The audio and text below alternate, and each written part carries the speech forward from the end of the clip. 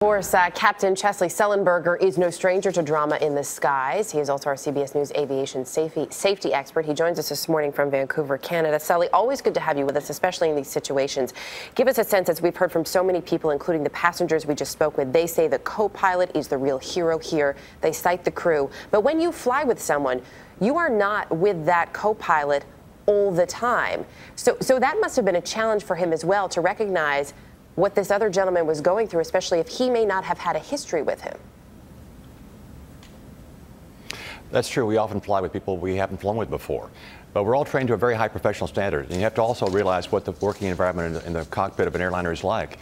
You know, you're literally locked in this little cubicle with someone up to 15 or 16 hours a day. So every interaction, everything about them, you notice. I mean, they're right there with you. And if something is amiss, it's going to be picked up on. This co-pilot certainly is the hero, as two of the people who we just talked to said.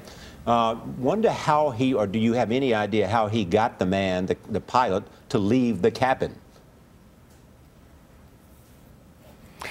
I don't know. Perhaps he suggested that he needed to go to the bathroom, or that something in the cabin needed to be checked.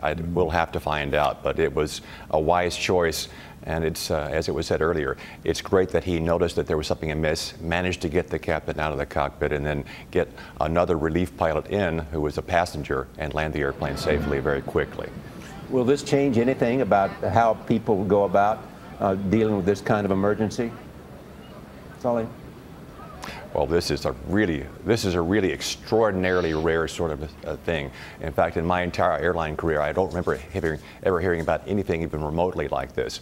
But I'm sure that we'll improve the system, and we'll certainly in our recurrent training bring up all kinds of scenarios, and we have to be prepared for whatever happens in flight. You mentioned that training. There are also these medical evaluations that you go through either once a year before age 40, every 6 months after that.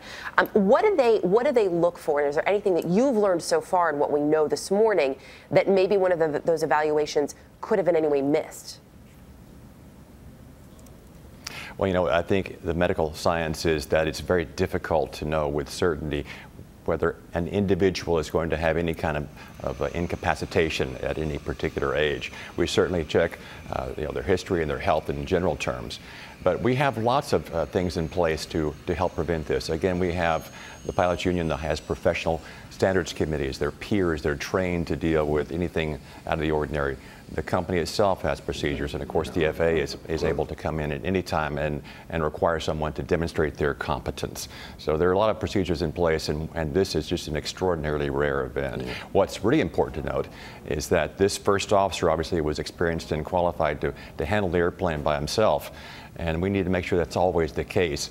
Right now, the FAA is about to publish in the next several months new minimum flight requirements for first officers, and it's important that they not be watered down. Right now, the minimum for an airline pilot is as little as 250 hours, unbelievably low, and we're trying to get it up to at least 1,500 hours, but there's industry pressure to water it down.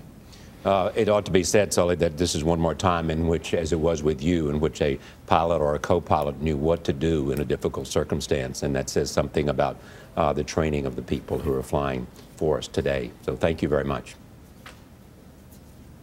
You're welcome, Charlie.